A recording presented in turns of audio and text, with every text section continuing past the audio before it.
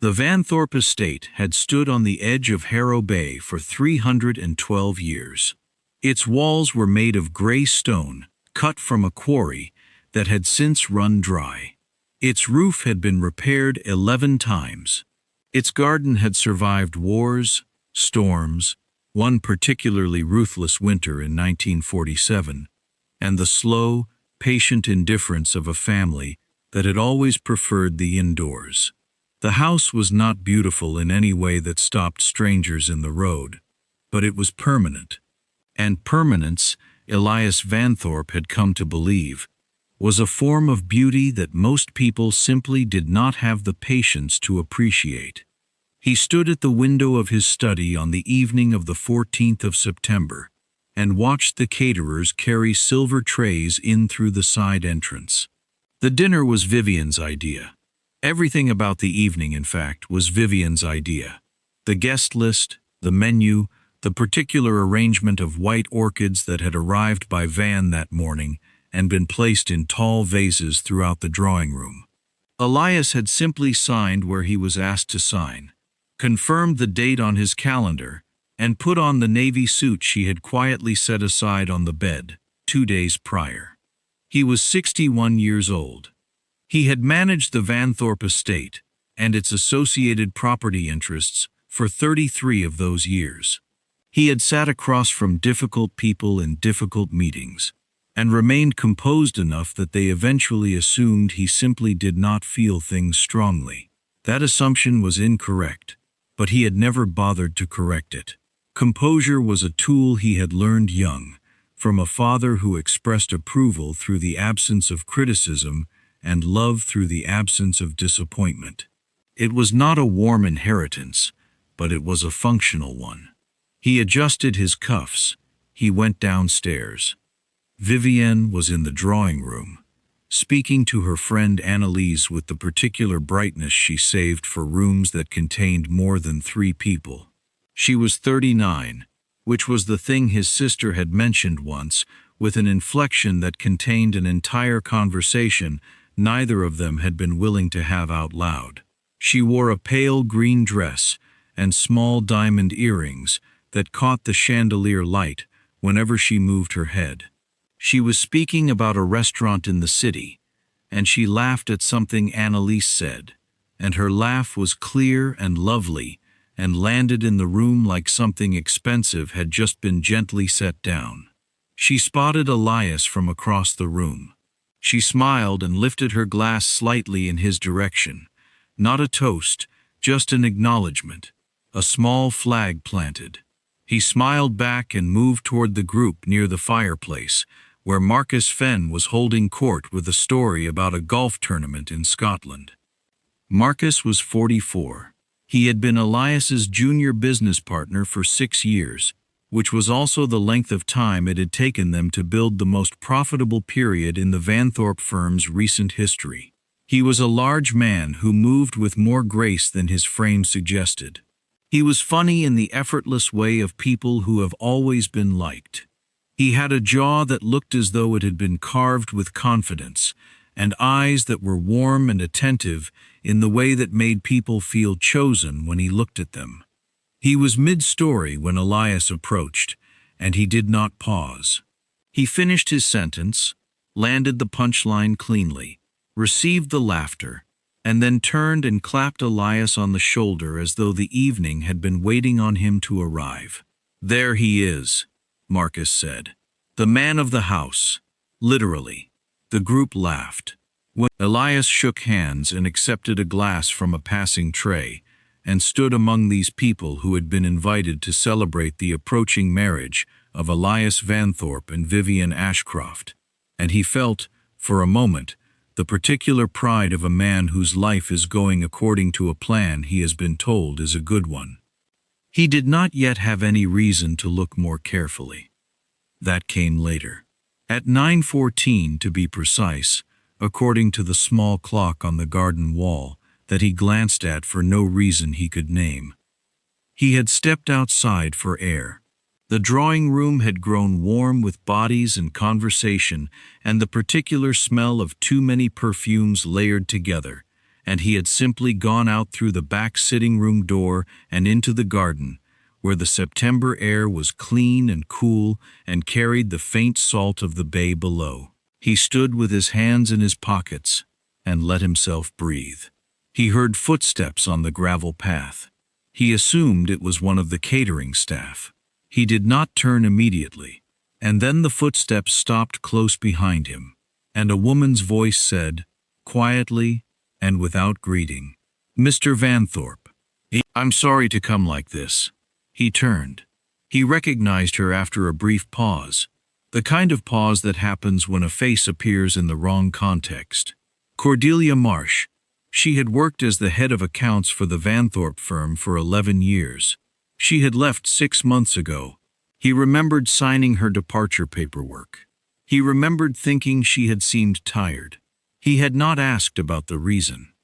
She was a small woman, perhaps 55, with dark hair pulled back and an expression that was entirely without drama. She wore a gray coat. She was holding her car keys in one hand, which told him she had not come to stay. "Cordelia," he said. "I drove from the city," she said. "I almost didn't. I want you to know that. I sat in my car in my driveway for 20 minutes deciding." He waited. She reached into her coat pocket and took out a white envelope. It was sealed, and it had some weight to it. She held it out. "Your fiancé has been meeting privately with Marcus Fenn," she said. "His lake house. Every Thursday. For 11 weeks. I have documentation. Photographs. A printed exchange of messages." She paused. "I did not want to know this. I did not go looking for it. I came to understand it through circumstances I can explain another time, if you want." He looked at the envelope. "I am sorry," she said. "I genuinely am." He took the envelope. She nodded once, the way people nod when they have done the difficult thing and are now going to go. She walked back down the gravel path, around the side of the house, toward where she had apparently parked her car. He heard the engine start. He heard the tires on the gravel. He heard silence return. He stood in the garden with the envelope in his hand. He did not open it. He stood there for a long time, and then he put the envelope inside his jacket, against his chest, and went back inside. This is the part of the story that is the hardest to explain, not because it is complicated, but because it requires a certain honesty about how human beings actually function, which is rarely the way anyone would design them if they had the choice. What Elias felt, standing in the garden with that envelope inside his jacket, was not grief. It was not rage. It was not even surprise. Precisely, though he would have told you, before that evening, that he had no reason to suspect anything. What he felt was something quieter and more strange. A kind of settling, as though a sound he had been hearing for weeks, not loud enough to name, not soft enough to ignore, had finally resolved into a note he could identify. He went back into the drawing room. He took a fresh glass. He moved through the room, with the careful attention of a man now studying a painting he has walked past 100 times. Vivienne was at the far end, laughing with Annalise again. Her left hand, the one with the ring, was resting lightly on the back of a chair. She was describing something with her right hand, making a small shape in the air, and Annalise was leaning forward to follow the story. She looked lovely. She looked happy. She looked like a woman whose evening was going exactly as she had arranged. He watched Marcus for a while. Marcus was at the drinks table now, pouring something for a man named Gerald who worked in maritime insurance and always had stories about cargo ships and unusual weather. Marcus laughed at something Gerald said. His laugh was warm and full and genuine sounding, and it crossed the room easily, the way sounds made by people at ease with themselves always do. Elias stood near the window and watched these two people, who were apparently sharing something they believed he would never discover, and he was struck not by any dark feeling, but by the absolute ordinary texture of the scene. There was nothing in this room that looked like betrayal. There was no guilty flicker in anyone's eyes when they glanced in his direction. There was only a dinner party going the way a dinner party goes. Lights too warm, conversations slightly too loud. Everyone performing just slightly better versions of themselves. He ate the fish course. He refilled his water glass. He spoke to Gerald about a cargo dispute he only half followed. He smiled at the right moments. He was, even now, composed in the way his father had taught him, which was to say, he looked like a man who was fully present when in fact he was somewhere very still and very far away inside himself. At 11:15, the last guests said their farewells. Vivian stood at the door with her hand in his, warm and secure, and leaned her head briefly against his shoulder as the cars pulled away from the front of the house. She said the dinner had been wonderful. She said she was tired. She kissed him on the cheek and went upstairs. He listened to her footsteps across the hall above him. He heard the bathroom door close, and the sound of water running, and then silence. He went to his study. He sat in the chair by the window, the green leather one that had been there since his father's time, and had the shape of 3 decades of Vanthorpe men pressed into its cushion. He turned on the small lamp on the desk. He put the envelope on the desktop in front of him, and looked at it for a moment. Then he opened it. Cordelia was thorough. She had always been thorough. It was the quality that had made her irreplaceable in the accounts department, and it was the quality that made the contents of this envelope unusually precise.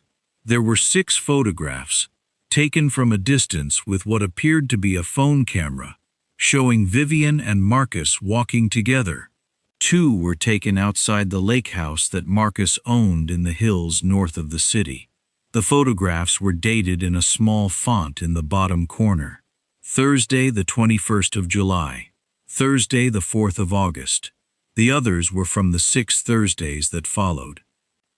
There was a hotel receipt from the Aldermore Hotel in the city, dated the 3rd of September, 11 days ago, showing a room booked in the name of M. Fenn for 1 night. The receipt was unremarkable in every way, except for the fact that it existed in this envelope. There were 4 pages of printed messages. The exchange was between 2 phone numbers, and in the header that Cordelia had typed at the top of the first page, she had identified the numbers and stated how she had come to obtain the printout, which involved a technical error during an accounts transfer and a folder she had opened in error and then, apparently, sat with for a long time. He read the messages slowly. Most of them were ordinary in the context of 2 people who share a secret. Arrangements made, times confirmed, brief and careful language chosen for its lack of obvious meaning. He read them with the calm, methodical attention he brought to difficult contracts. He noted the dates. He noted the tones. He noted the points at which the language shifted from practical to warm, and the points at which it shifted into something that no longer had any ambiguity. He turned to the last page. He was looking for a specific message, he realized.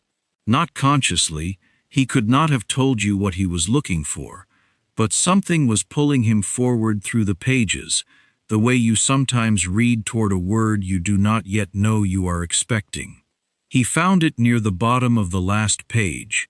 It was from Vivian's number to Marcus's. It was dated the 17th of August, which was, he calculated without effort, exactly 2 weeks after the engagement announcement had appeared in the newspaper. The message read, "He'll never know. He never looks." He read it twice. Then he set the page down. He did not read anything else. He did not need to. He sat in his father's chair, in the house that had stood for 312 years, with the small lamp burning on the desk, and he let those 6 words sit in the room with him. He was not thinking about Vivian. He was not thinking about Marcus, He was thinking about a question he could not quite see the edges of, something large and oddly shaped that was trying to fit itself through a doorway inside him. He never looks. That was the discovery that changed everything. Not the affair, not the careful Thursdays, not the hotel receipt or the photographs taken from a careful distance. It was the easy confidence of that assessment, the breezy certainty. He'll never know. He never looks. 6 words that were not really about what Vivian had done. They were about who Elias was, who he had apparently been, in this woman's estimation, all along. He sat there until the sky outside the window went from black to the particular dark blue that precedes everything else. He did not sleep. He did not drink anything from the decanter on the side table, though he considered it twice. He simply sat and let the hours go by, which was, in its own way, the most honest thing he had done in years. He thought about his first marriage, which had lasted 7 years, and ended with something both parties had agreed to call an amicable separation, because calling it what it actually was, 2 people who had gradually and completely stopped choosing each other, seemed too unsparing for the paperwork. He thought about his daughter, Charlotte, who was 32 and lived in Edinburgh with her husband and 2 children he saw at Christmas and occasionally in summer. He thought about the last time Charlotte had said something genuinely surprising to him, and he could not name the occasion. He thought about his father.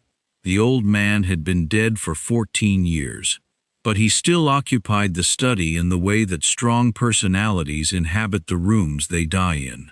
Not a presence exactly, just a weight.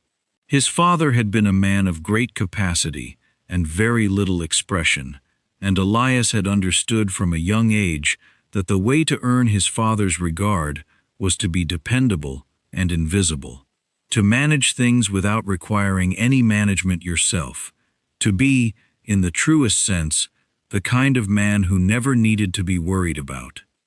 He had perfected that quality over 61 years. He had perfected it so completely that a woman who had agreed to marry him had been able to assess him in a single sentence, with complete confidence. He never looks. And the terrible thing, the specific, cold, precise thing, was that she was not entirely wrong. He had looked at a great many spreadsheets. He had looked at contracts and building plans, and legal correspondence, and board proposals, and estate records going back to 1922. He had looked at weather forecasts, and tide charts, and investment portfolios. He had looked, in other words, at everything that could be managed. But people, the people in his life. He had a tendency, he saw it now with a clarity that felt like being handed a lamp in a very old, very dark house, to allow the people around him to become somewhat abstract. Not unimportant. He cared about them. But caring, for Elias, had always taken the form of provision, making sure things were handled, making sure there was enough, making sure the structure held. He had never been very good at looking at the person inside the structure. He sat with that understanding until the birds started in the garden and the light went gray, and then pink, and then finally the flat, honest white of full morning. He got up. He went to the kitchen. He made himself tea with the careful attention he gave to things when his hands needed something to do. He carried the cup to the library window and watched the bay below catch the early light. Then he went upstairs, changed his shirt, and called Cordelia Marsh. She answered on the second ring. Her voice was awake and unguarded, and she said his name with a tone that was not quite surprise and not quite apprehension. "Good morning," he said. "Good morning, Mr. Vanthorpe. Thank you for coming last night," he said. "It must have cost you something to do that." A pause. "I considered not coming many times." "I know. You said so." He looked at the bay. I want to ask you something, and I want you to answer honestly, because I am past the point where a careful answer would help me. All right? Why did you drive 40 minutes to hand me an envelope in person, he said, when you could have mailed it, or sent it by email, or, in truth, simply let it alone entirely? The pause that followed was longer than the first. He waited. He had learned early that the best way to get to the true answer was to refuse to fill the silence with an easier question. I worked for you for 11 years, she said finally. I was loyal to the firm. I still am, in the way you remain loyal to a place after you've left it. That explains why you made the envelope, he said, not why you drove. Another pause.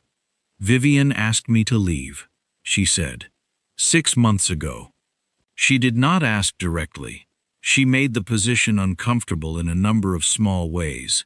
Nothing you would have noticed, because she was very good at choosing things that wouldn't be noticed.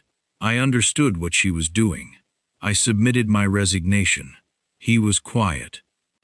I didn't tell you because I didn't think I had the right, she said. I thought it was possible I had misread the situation.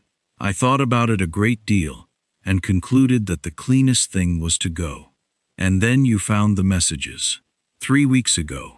In the manner I described.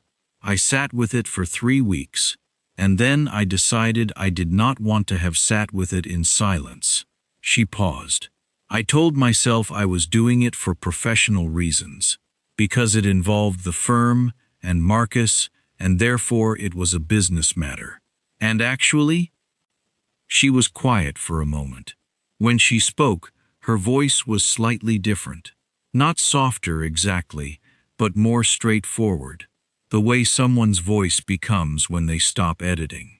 You came to the hospital, she said, when my son was ill, 4 years ago.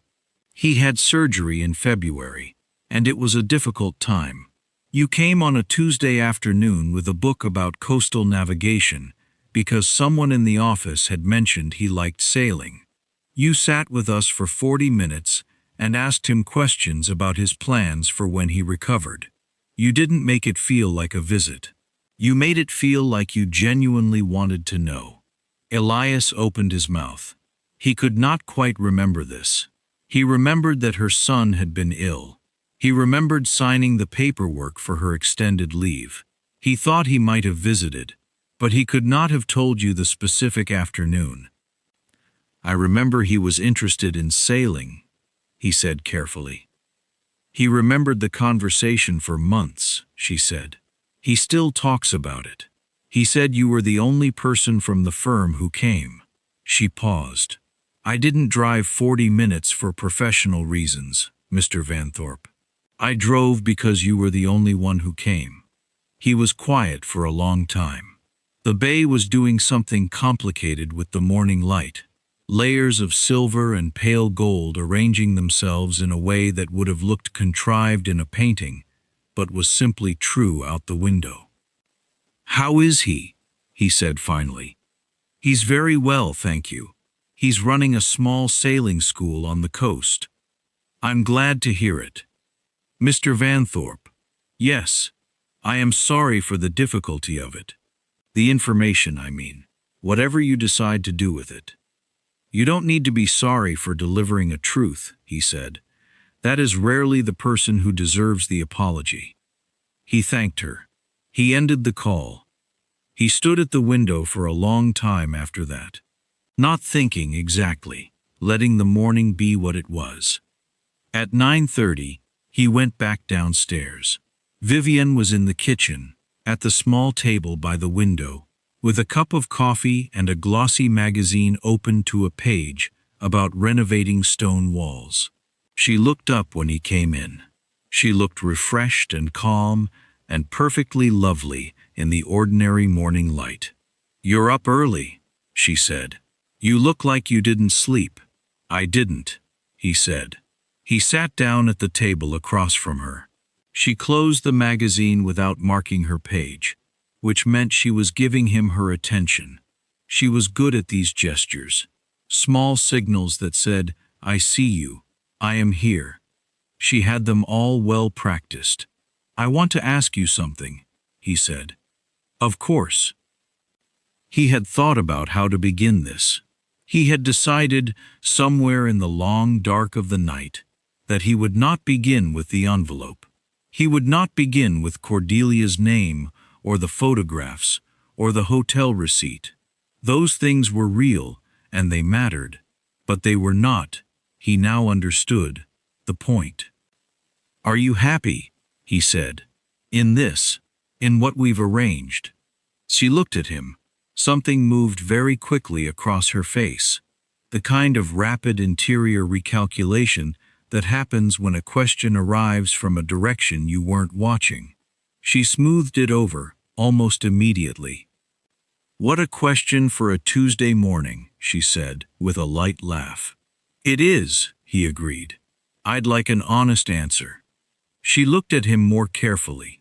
He was, he knew, presenting a somewhat different version of himself than she was accustomed to reading. The composure was the same, but something beneath it was different. Still, the way a very deep river is still on the surface while moving strongly underneath. I am happy, she said, carefully. Are you? I've been thinking, he said, about whether we've made a mistake. The word fell into the room cleanly, without drama, and she did not speak for 3 full seconds, which was long enough for him to understand that the word had landed close to something real. What kind of mistake? She said. The kind that's still correctable, he said. If we're honest before it isn't. She set down her coffee cup. She looked at him with an expression he had not seen before, something stripped of the usual performance, bare and assessing, and suddenly, briefly, young. She looked like a woman deciding how much truth she was willing to stand inside. Elias, she said.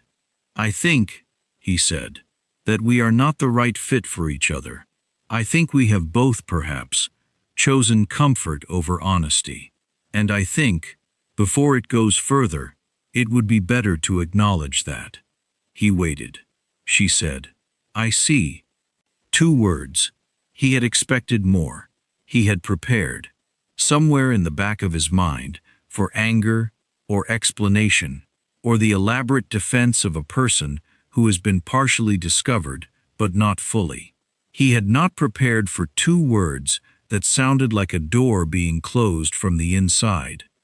She looked at the magazine on the table. She picked it up and set it aside. She folded her hands. She was, he noticed, almost as composed as he was, and he found that he recognized something in it, the particular discipline of a person who has learned to manage their face.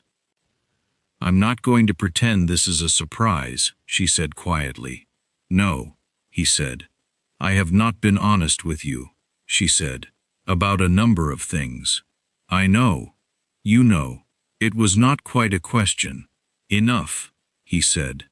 Though I suspect there are things I don't know, and I find that I'm not sure it matters. At this point, what matters is that we are here, on a Tuesday morning, and I am asking you if this is right, and your first response is to tell me you're not going to pretend it's a surprise. She was quiet for a moment. Then she said, with a directness he had not heard from her before, a kind of relief in it, the way a person breathes when they put down something they've been carrying too long. No, it isn't right. I don't think it has been. I think we suited each other on paper, and I think we were both willing to let that be enough. He nodded. I'll have my things collected by Friday, she said. Take whatever time you need, he said. The house is large. She looked at him for a moment. Then she said, quietly and without any apparent strategy, You're a decent man, Elias. More decent than I gave you credit for being. He didn't reply. He was not sure what to do with that sentence. He turned it over once or twice in his mind, and then set it somewhere to look at later. She got up. She took her coffee cup to the counter. She stood there for a moment with her back to him, looking out the kitchen window at the garden, at the place where he had stood the night before, when Cordelia had walked up the gravel path. Then she went upstairs, quietly, and he heard her footsteps cross the hall above him, the same path he had listened to the night before. He sat at the kitchen table for a long time. He was not sad, exactly. He was something more complicated than sad. He was the way a house feels in the first hours after furniture has been moved. The same shape, the same walls, the same light coming through the same windows. But the balance of things shifted, familiar and strange at the same time. He called Marcus at 11 o'clock. Marcus answered with his usual warmth, his voice carrying the particular ease of a man who has not yet been required to account for anything. Elias. Good morning. Last night was a good time. Vivienne really pulled it together. Marcus, he said, I am going to be direct with you, and I'd like you to receive it the same way. A brief silence. A recalibration. Of course. Your professional conduct has been excellent, Elias said. The work we've built together is genuinely good work, and I am proud of it. What happens next with the firm does not have to be complicated if we are both adult about it. Another silence, longer this time. Elias, Marcus said. His voice was different now, quieter, the warmth still there but rearranged, like furniture after an earthquake, recognizable but no longer quite where you left it. I'm not calling to punish anyone, Elias said. I am 61 years old, and I have spent a great deal of my life managing things so that other people don't have to feel uncomfortable. I am not going to do that here. I am simply telling you that I know, and that I would like us to handle the professional side with the same quality we've always brought to our work. Marcus said nothing for a long moment. Then he said, with what sounded like genuine difficulty, I am sorry, Elias. I want you to know that. I appreciate that, Elias said. For what it's worth, Marcus said slowly, she did care for you. I want you to know that too.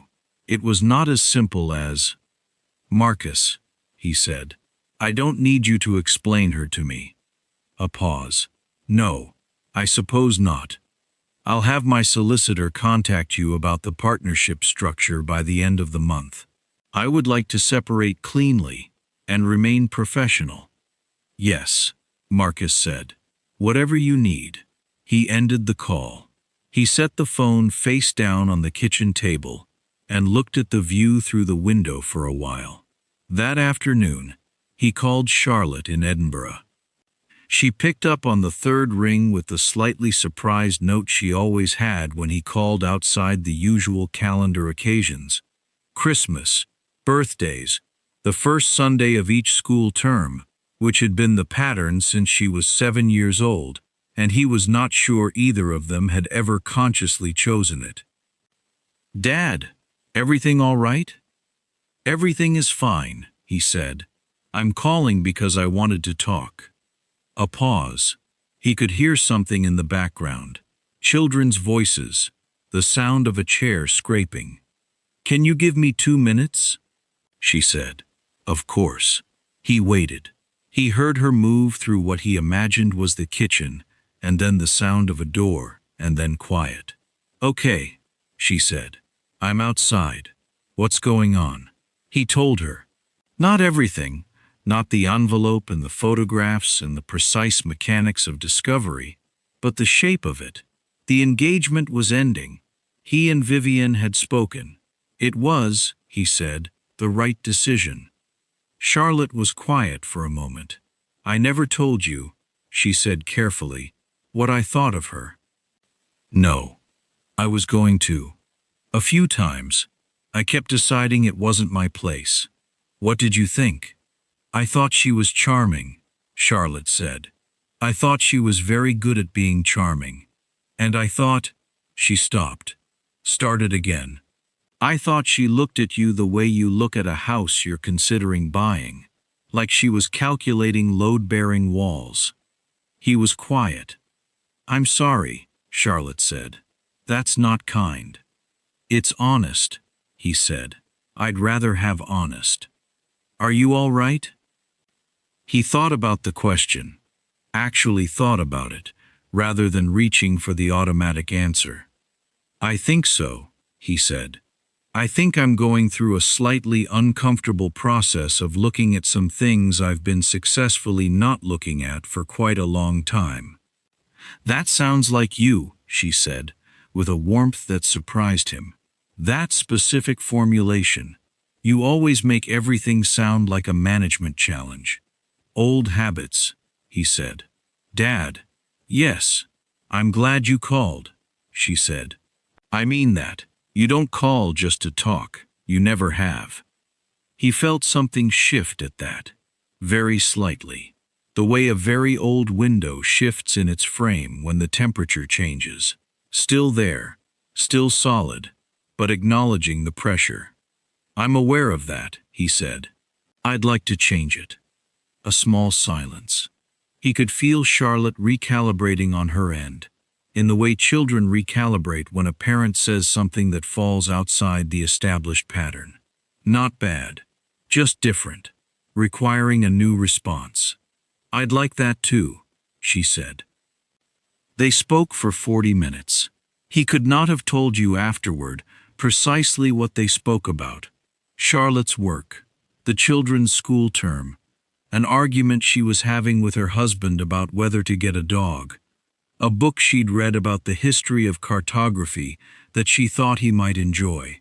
They spoke the way people speak when they are not performing a scheduled version of their relationship, and it was slightly awkward in places, the way true things sometimes are, and it was the best conversation he could remember having in a very long time.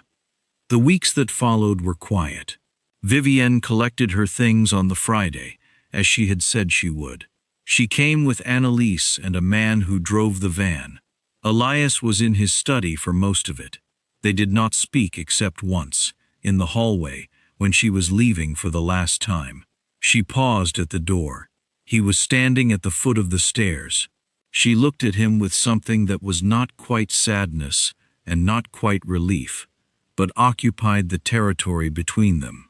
"I hope you find what you're looking for," she said. "I hope you do as well," he said. He meant it.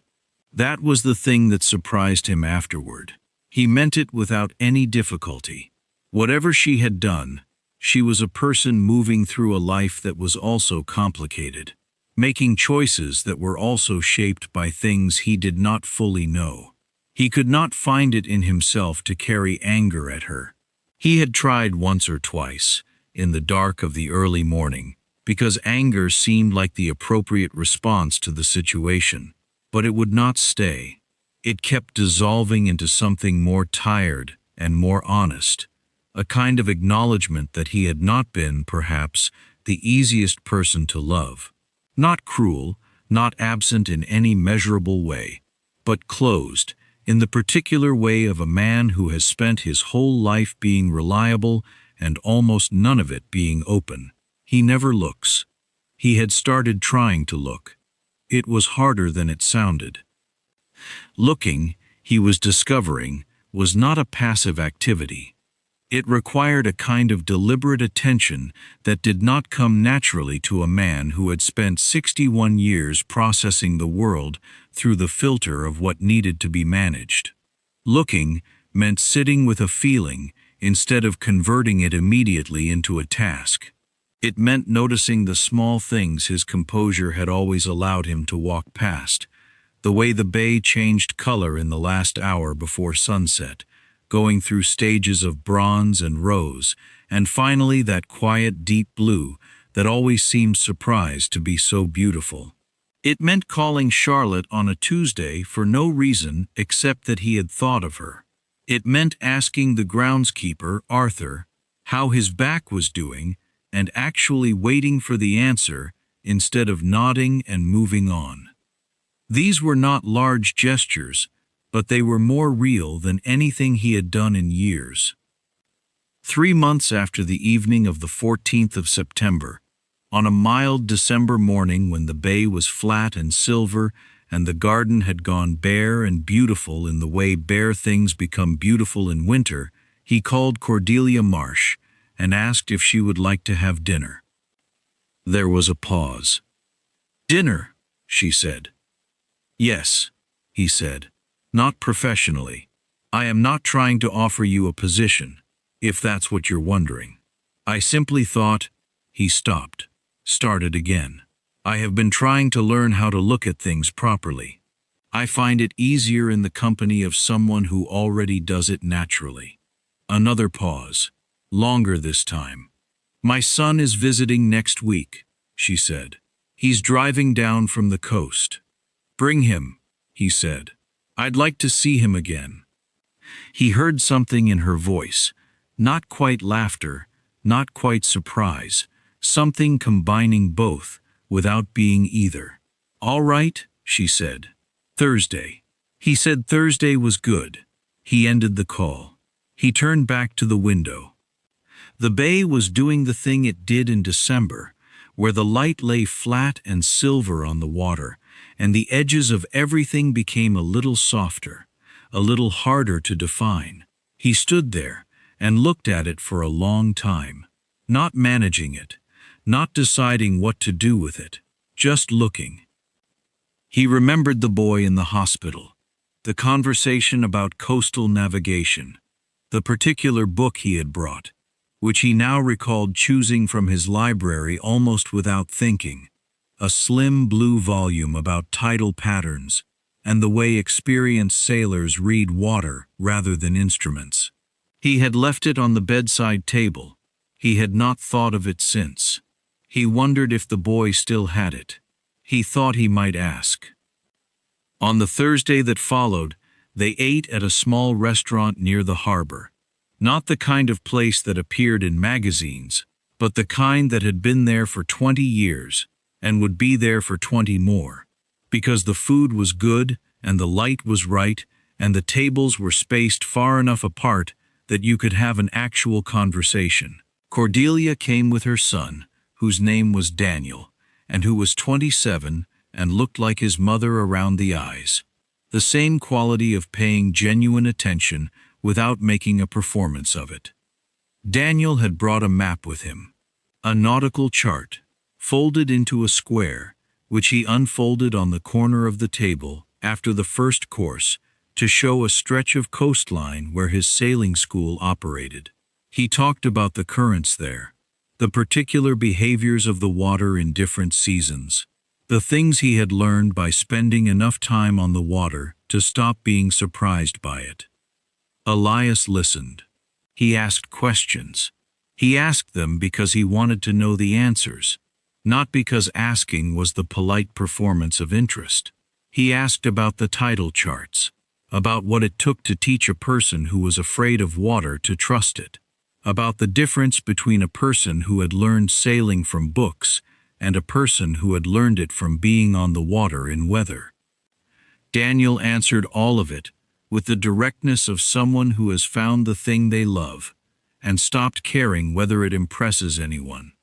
At one point Daniel said, "You know, I still have that book you brought me in the hospital, the tidal patterns one." "I remembered it," Elias said. "I wasn't sure you'd kept it." "It's actually one of the books I recommend to new students," Daniel said. "The section about reading surface patterns without instruments. It's exactly the right way to explain it." Cordelia was looking at her water glass with an expression she was keeping carefully neutral. He recognized the effort. "I'm glad," Elias said. "I brought it because someone in the office mentioned you liked sailing. I wasn't sure it was the right thing." "It was exactly the right thing," Daniel said, without any fuss about it, the way young people state facts they consider settled. The evening went on. They ordered dessert.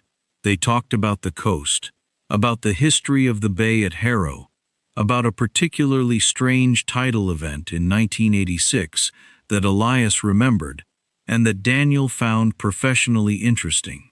The conversation moved the way good conversations move, not linearly, but the way water moves, finding its own level, going where it wants, always getting somewhere.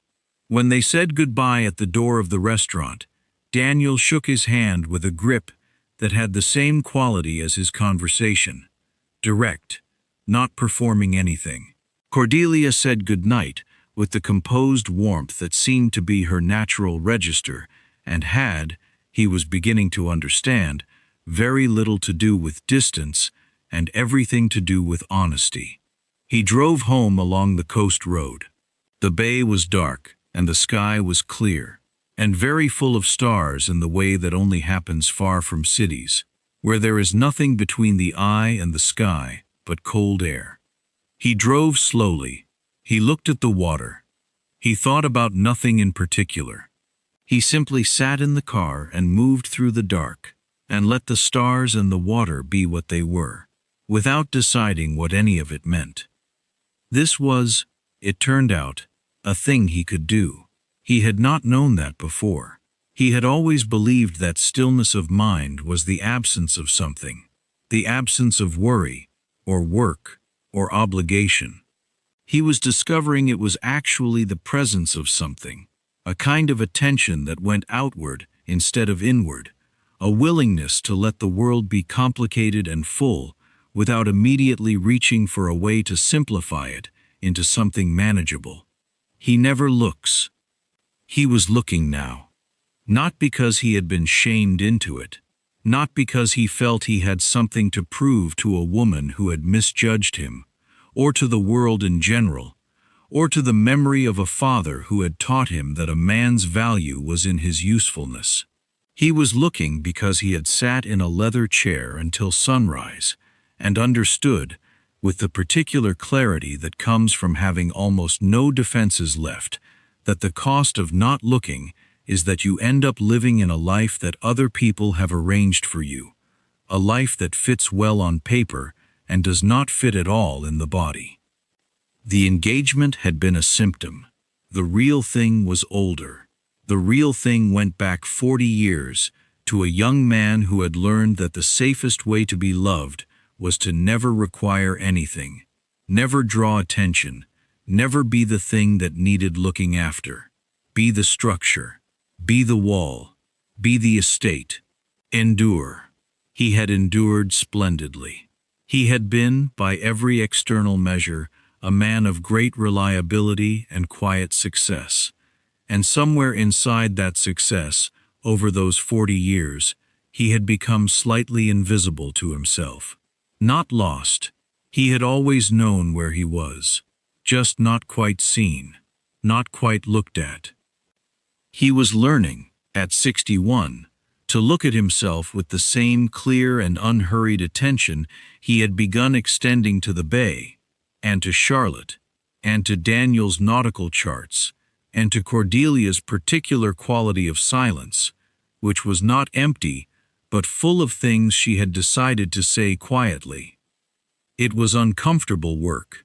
It was also, he was realizing, the most interesting thing he had done in years. Spring came to the Vanthorpe estate with the slow certainty of things that do not require permission. The bare garden filled in around its edges. The bay went from winter silver to spring green, and then to the flat bright blue of early summer. Arthur the groundskeeper replanted the beds along the south wall, grumbling about the drainage, in a monologue that Elias now listened to completely, because Arthur, it turned out, had a great deal to say about soil and patience that had nothing to do with gardening. Charlotte came to visit in April with her family. Her husband was a quiet man named Stephen, who made furniture and had the hands of someone who works in wood, steady and careful and shaped by years of making things. The grandchildren, whose names were Rosie and Tom, were 7 and 9 respectively, and they had the gift of requiring one's full attention without any polite fiction about it. They simply arrived and occupied every room completely, in the way healthy children occupy the world, assuming its welcome, drawing adults into their concerns, making small demands that were also, he was learning, small gifts. Tom wanted to fish off the garden wall that overlooked the bay. Elias had not fished in 30 years.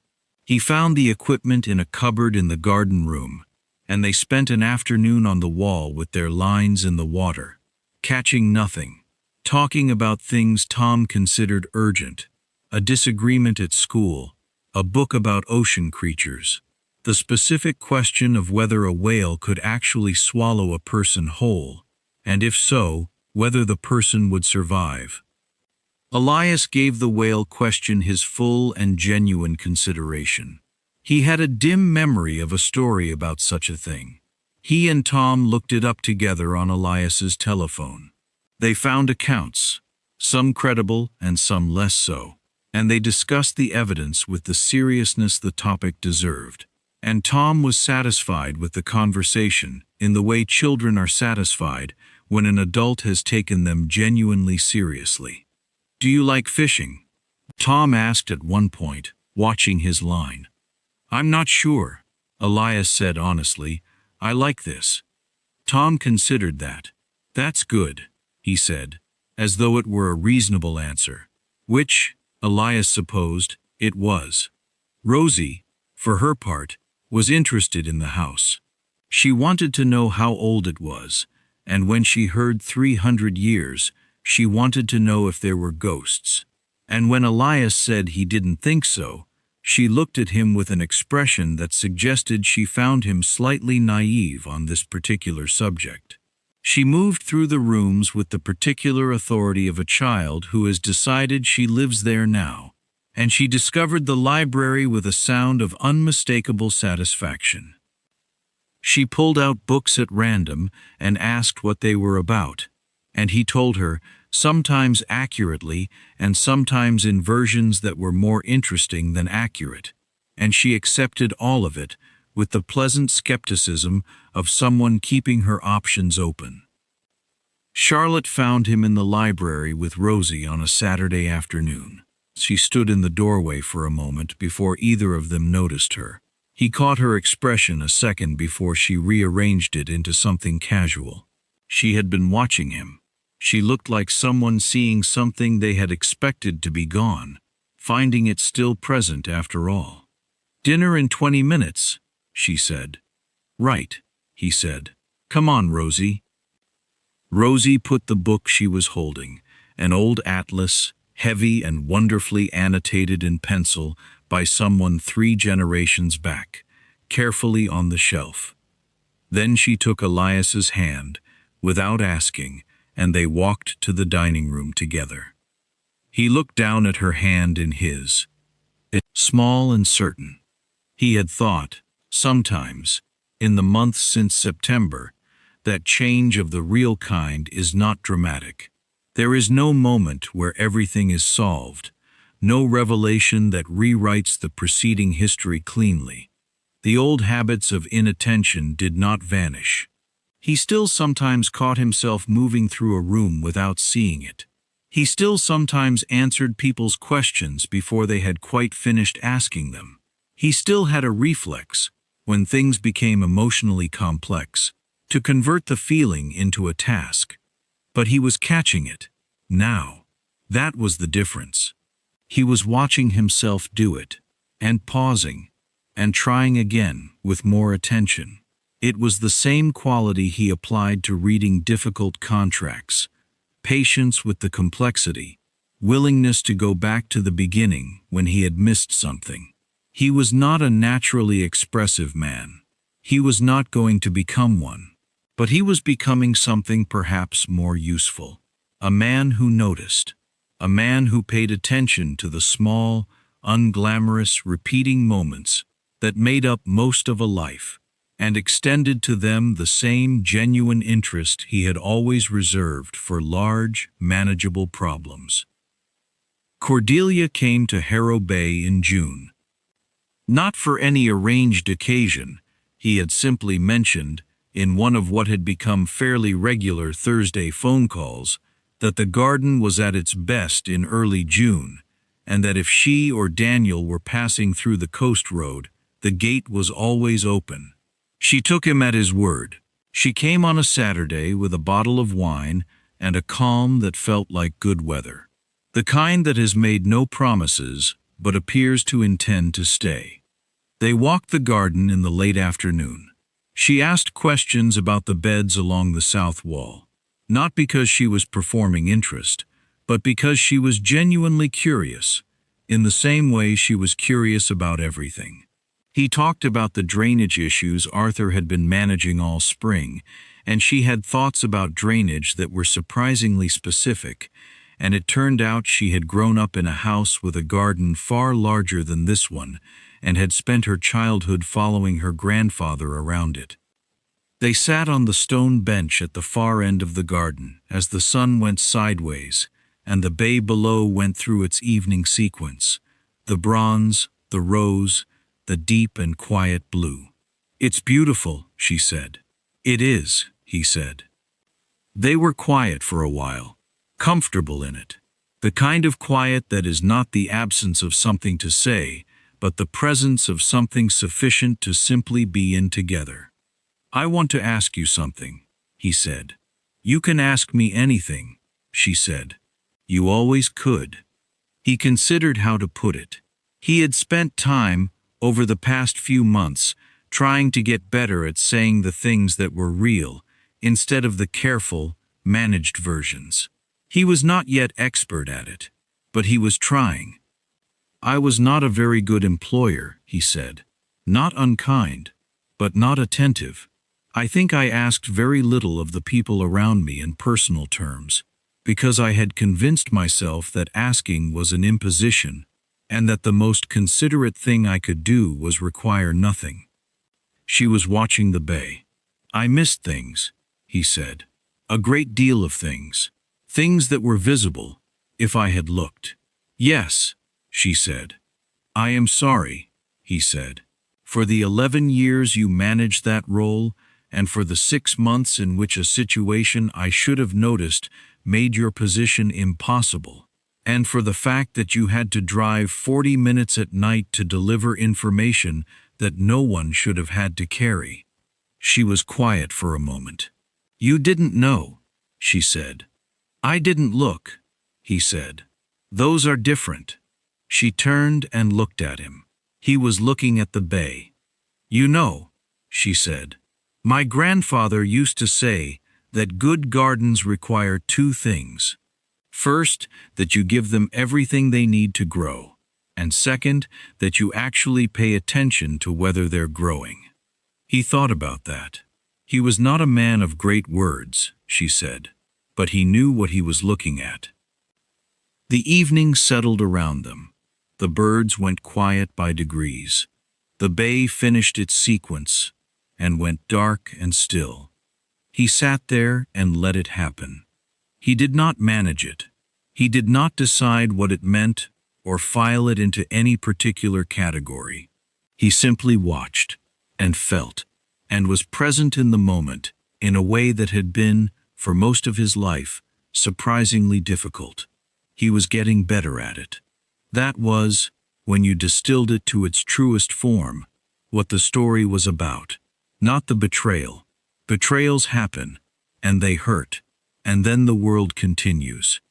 Not the scandal of it, which had been muted, managed with the discretion both parties had preferred, and which had moved through the relevant social circles as a brief ripple before settling.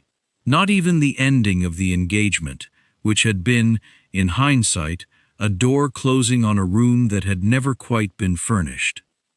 It was about a man of 61 who received a 6-word assessment of himself in the dark of a private message, meant never to be seen, and who found in those 6 words not accusation, but mirror.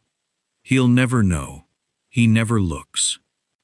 And who decided, in the long darkness of that night and the mornings and evenings that followed, that the most important thing he could do, more important than managing the firm cleanly, more important than ending things with dignity, more important than any of the careful, reliable, responsible things he had always done very well, was to simply start.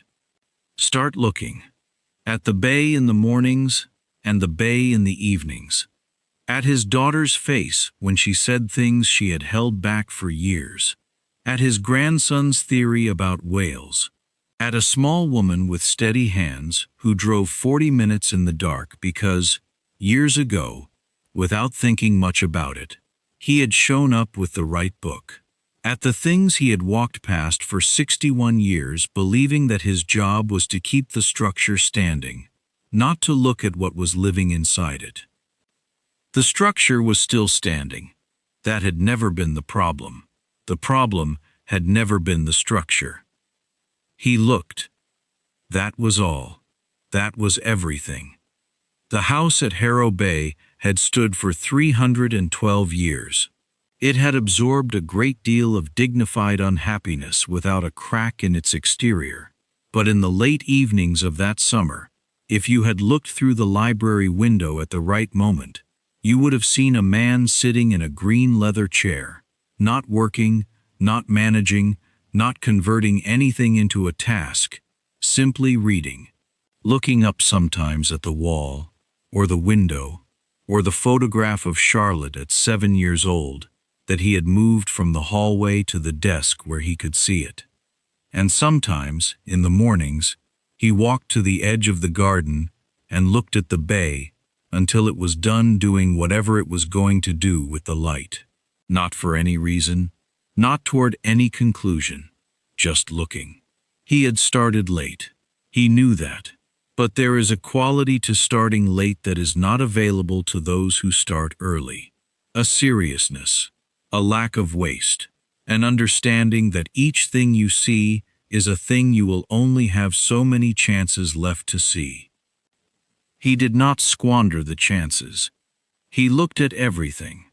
There is a particular loneliness that belongs to people who are very good at being reliable.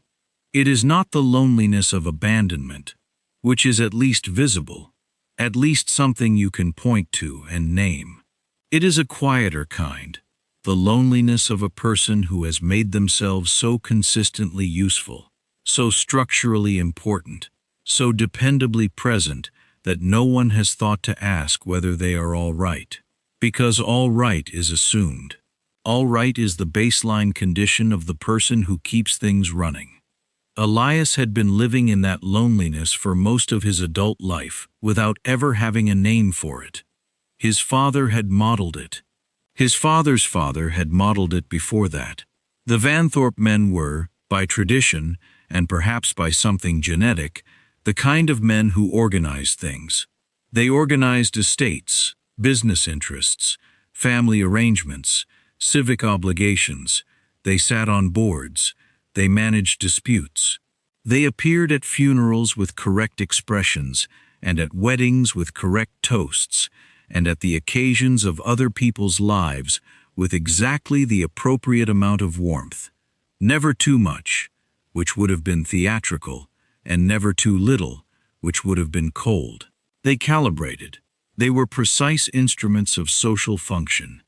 They were not, as a rule, the kind of men who stood in a garden in the dark and felt the full weight of a single sentence. Elias was trying to become a different kind of man. He was doing it at 61, which was late, and he was doing it without a map, which was uncomfortable, and he was doing it while still being, in every external way, the same person he had always been, still managing the estate, still reviewing the quarterly figures, still taking his suits to be pressed.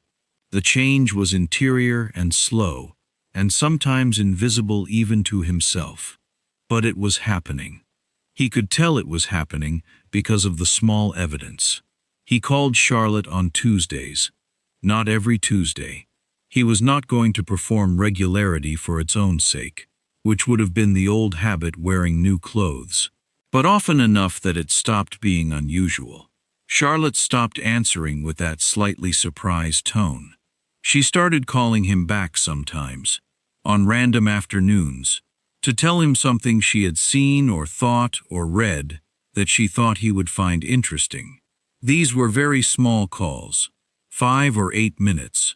Not conversations about anything consequential, just the ordinary small transactions that people who are actually present in each other's lives exchange without thinking about it. He thought about them a great deal. He was not yet at the point where he could receive them without noticing them, but he was working on it. He had also begun to notice the people around the estate more carefully. Arthur, the groundskeeper, who had worked the garden for 22 years, had a daughter who was doing a postgraduate degree in marine biology. He had known Arthur for 22 years and learned this in November, when he had finally stopped and asked a full question and waited for the full answer. Arthur had been talking about his daughter for years, apparently in the abbreviated way people talk about the things they love when they are not sure anyone is actually listening. He had been filing it as background noise. He stopped filing things as background noise. There was a woman named Patricia who came on Wednesdays to clean the house. She had been doing so for 9 years. He had, in those 9 years, spoken to her perhaps 100 times, almost always about the house, a particular window that needed attention, a cupboard she had reorganized that he needed to understand the logic of.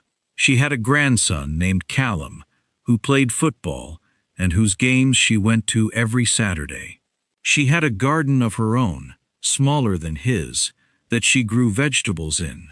She had an opinion about the best way to make a fruit cake that was, when she finally described it, detailed enough to suggest decades of serious consideration. He had spent 9 years not knowing any of this. He had spent 9 years employing a person and being polite to a presence. He started listening. He asked Patricia about Callum's games. He asked Arthur about his daughter's research.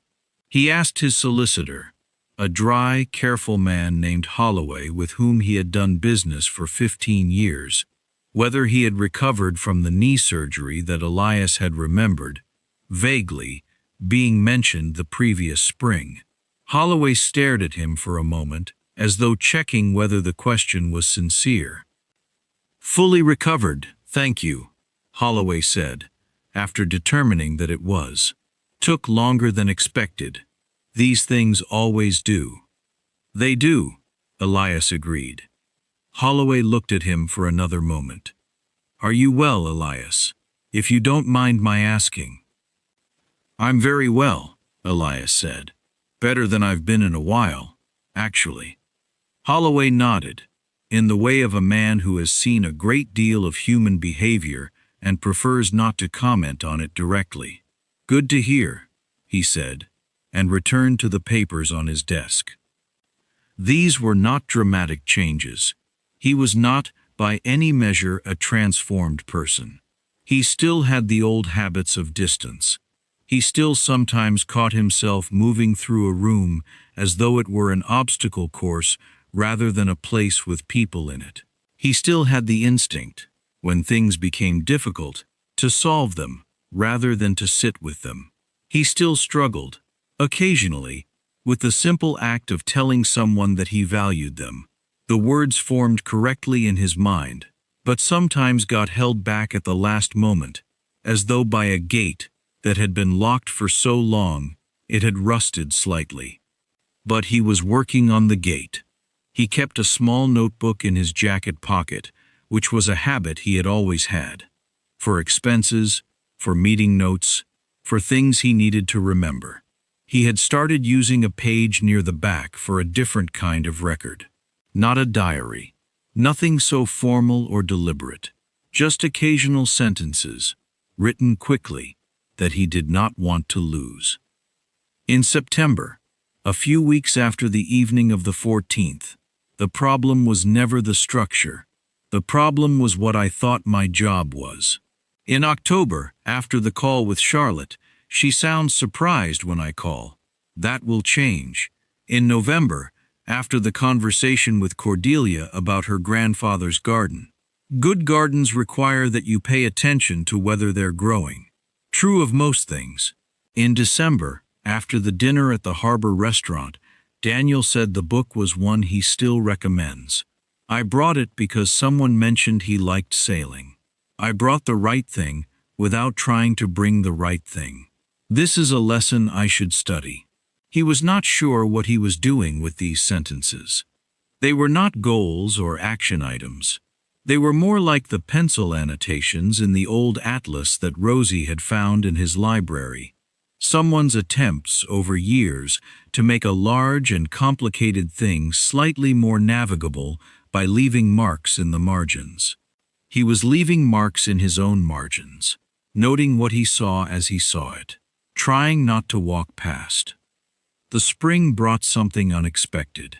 He started going to Charlotte City more often. Not for the children, or at least not only for the children, though Tom's whale question had opened what became a recurring Saturday correspondence via email about various ocean phenomena, which Tom took as seriously as adult correspondence and to which Elias responded with equal seriousness, having done the research. He went because he wanted to. He went because he had discovered that wanting to go somewhere was itself a feeling worth paying attention to, instead of filing it under someday. He took a train on a Thursday in March and did not tell Charlotte he was coming until he was an hour outside the city.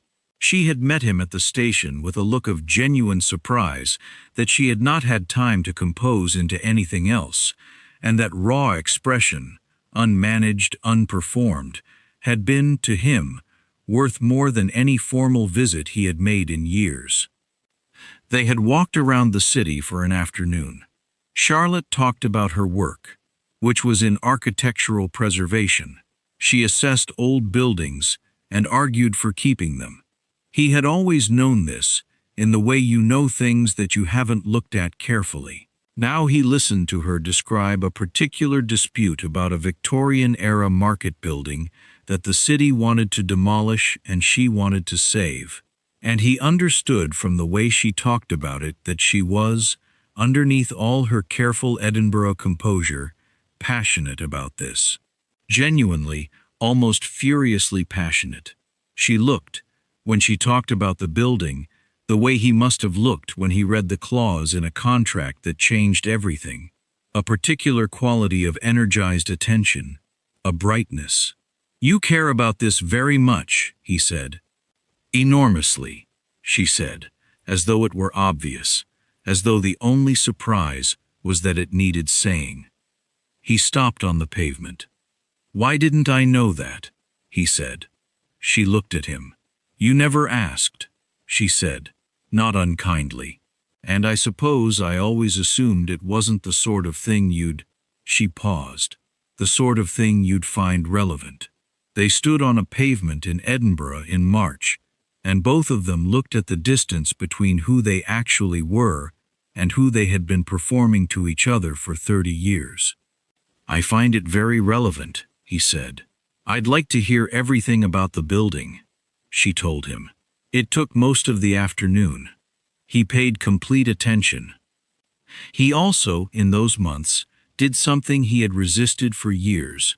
He went through the study at the estate with the intention of removing his father's presence from it, not erasing it, not pretending the man hadn't existed or hadn't shaped things significantly, but creating a room that was also, genuinely, his own. He moved the large oak desk that had been his father's to a different position so that it faced the window instead of the door, a change that made no logical difference to the function of the desk, but made a very large difference to what he looked at while he sat at it. He took down his father's certificates from the wall and replaced them with 3 things: a photograph of the garden in late summer, taken by Charlotte on her last visit, a nautical chart of the Bay Area that Daniel had sent him in a cardboard tube, with a note that said simply, "Thought you'd find this interesting. The title readings near the headland are unusual. I'll explain when I see you," and the old atlas, which he had taken down from the library shelf after Rosie's visit and placed here, where he could reach it easily. He sat in his father's chair, his chair now, in his father's study, his study now, and he looked at the garden photograph, and the nautical chart, and the atlas, and occasionally at the bay visible through the repositioned window, and he worked his correspondence, and managed his estate, and read his books, and he was, increasingly, a man who looked like himself. It was summer when the lease on his old set of assumptions expired finally and completely, and he stopped being surprised by the fact that he was changing. It happened on an unremarkable Wednesday morning when he was making tea and watching a pair of birds that had nested in the climbing plant along the garden wall conduct some kind of urgent territorial negotiation, and he found himself smiling at them without consciously deciding to. Not a managed smile, not a polite smile, just the simple, unconsidered smile of a man who finds something genuinely charming. He noticed the smile after it happened. He stood in his kitchen with his tea and thought, so that is what that feels like. He had been smiling all his life, of course, but many of those smiles had been composed, calibrated, the response of a man who understood the social function of a smile and deployed it correctly. This one had simply arrived, as natural and unannounced as the birds. He thought of Cordelia's grandfather and the two requirements of a good garden. First, that you give it everything it needs to grow. Second, that you pay attention to whether it's growing. He had spent a great deal of his life doing the first thing. The second thing was what he was learning. By midsummer, the Thursday calls with Cordelia had become a genuine friendship, the kind built not around any single event or obligation, but around the steady accumulation of honest conversation. They talked about many things: the estate and its drainage problems, which she had views about; Daniel's sailing school, which was expanding; the market building in Edinburgh, about which she had a professional opinion that aligned with Charlotte's; a book she was reading about the history of cartography, which turned out to be the same book Charlotte had recommended in the autumn, which seemed, in the context of everything else, like something worth paying attention to. He had not tried to make their friendship into anything other than what it was. He had not tried to manage it toward any particular outcome. He was, for the first time in his adult life, simply present in something without trying to determine where it was going. This was, he was finding, the most important skill he had failed to develop. Not presence in the sense of showing up.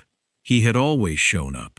Presence in the sense of actually being in the thing, not managing it from a careful professional distance while looking like you were fully there. Being actually there was different. Messier, sometimes. More unpredictable. The conversations went directions he had not anticipated. The feelings arrived without warning. The connection between people, when you were actually present in it, rather than performing your presence, was a stranger and more interesting thing than he had been led to believe. He was learning. Slowly, with effort, with occasional setbacks where the old habits closed back around him like a tide. But learning. The estate endured, as it always had. The garden grew. The bay did its complicated daily business with light.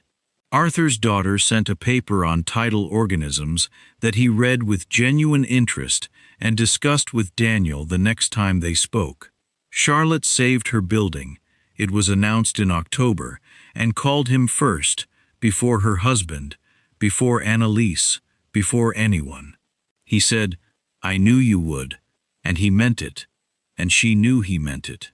And the phone call lasted 40 minutes and mostly did not involve the building at all. That autumn, on a Tuesday in October, Cordelia came to Harrow Bay alone. Not for any arranged reason. She drove up in the afternoon and knocked on the garden gate rather than the front door, which was the way people came who were not performing a visit but actually having one. He was in the garden when he heard the knock. He went to the gate and opened it. She was standing in the road with her coat on, and her hands in her pockets, and her expression composed in that way that was not distance, but honesty. The difference he now understood. "I was driving past," she said. He looked at the road. "You live 40 minutes in the other direction," he said. "I was driving past intentionally," she said. He opened the gate wider. They walked the garden as the afternoon went gold, and then low and amber, and then the particular blue of late autumn evenings that always reminded him of something just out of reach. They sat on the stone bench at the far end. The bay below was dark and flat and perfectly still. He had been thinking, for some time, about something. He had been turning it over in the careful way he turned over things that mattered, not rushing toward a conclusion, but sitting with it long enough to understand its actual shape. He said, "I would like to stop calling on Thursdays." She looked at him. "And see each other properly instead," he said, "with some regularity, if that is something you would want." She was quiet for a moment. Not a considering quiet, more the quality of quiet that settles over something that has been true for a while and is simply being acknowledged. "You could have said that differently," she said. "Most people would have said it more directly." "I'm learning," he said. "It's a slow process." She smiled. It was not a managed smile. It arrived the same way the birds had made him smile, without announcement, without intention, simply there. Thursday was always arbitrary anyway, she said. He laughed. He was not sure when he had last laughed in the garden. He thought it might have been the birds. They stayed on the bench until the stars came out, which took a long time in October, and was worth waiting for. The bay below was almost invisible, just a sound and a darkness that went on further than the eye could follow. The stone was cold through his coat, and he did not move, and she did not move, and neither of them said very much, because there was a great deal of space inside the quiet that did not need filling. He was not managing it. He was in it. That was the whole of the difference. Small enough to miss, if you were not paying attention. Large enough to change everything, if you were. He looked at the bay. He looked at the stars. He looked at the woman sitting on the bench beside him, who had driven 40 minutes in the dark. Once, because he had shown up with the right book. He was looking, at last, at everything.